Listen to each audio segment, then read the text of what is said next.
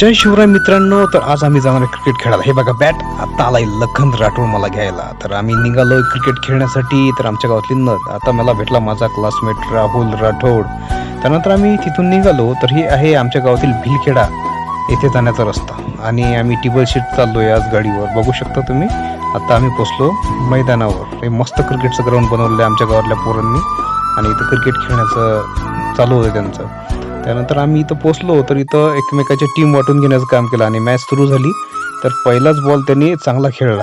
मॅचला सुरुवात झालेली आहे आणि बघू शकता किती सुंदर ग्राउंड आहे. त्या ग्राउंडवर पूर्णपणे गवत आहे हिरवगार. त्यानंतर बघू शकता शॉट्स किती ग्राउंड शॉट लागतात आणि हे आमच्या गावातील पोरं.